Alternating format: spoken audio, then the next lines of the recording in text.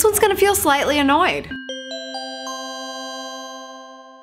What's up, socials? Happy Savvy Tuesday. This video is dedicated to those of you who are thinking of hiring or have hired a consultant. It's a very important and expensive relationship to go into, so I want you to get the most out of it. First, and possibly the most important thing, would be to make sure you know and it's outlined in your contract exactly what you want to get out of this transaction. A lot of good and butterflies and rainbows and like, oh, just enlighten me about this stuff can be happening, but you want a specific result. Otherwise, you wouldn't be paying good money for it. So know what that is. Next, and also very importantly, don't think that your consultant doesn't know what's specifically outlined in the contract, because they do. These are terms that they are being held by legally. They have to come through for you on what you are doing with them. Another very important piece is for you to know exactly what's in the contract. You may feel that something's happening with this relationship where somebody's trying to do more work for you that they're intending to bill you for.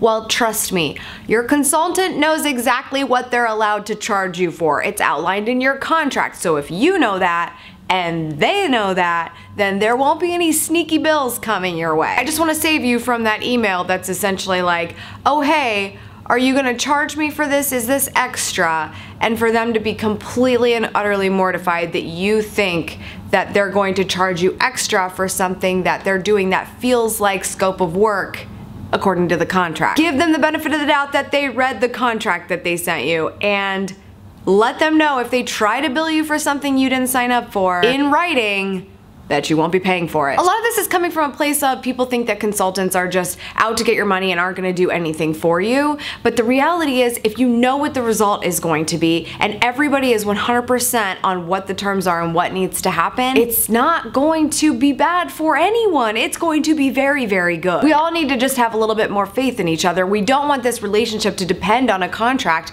but it's there in the case that somebody goes a little bonkers. Next thing you wanna do with your consultant is remember that they are trying to get a measurable result for you, and sometimes that means you need to follow their advice.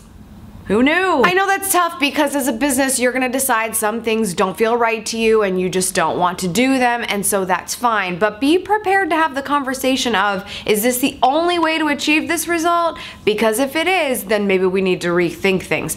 But if it's not, let's have that conversation because I'm looking for more options. This was a really tough one for me in the beginning because everybody was hiring me and they were throwing money at me, but they didn't know what they wanted and I couldn't give them a result because we were just doing things every day, implementable things that of course will help in the long run, but I had no way of measuring that because they didn't know what they wanted. They just wanted help. Help with the social media, help with the Twitters, help with the Facebooks, and it's gotta be more than that. You also need to be realistic about a timeline, and your consultant is going to do that with you. I mean, you're not gonna have terms of 8 million Twitter followers for a 3-month contract. I mean, it's just not going to happen. So you have to have expectations going into the negotiation, but they're gonna let you know, yes, this is something we can absolutely achieve in a 3-month, a 6-month, a 1-year term. What are you going to be most comfortable with, and is that something that you want? Another thing you don't want to do is assume that you are the consultant's only client. Now I know that's messed up because you really should feel like you're the consultant's only client. So you might start thinking that way and treating them that way.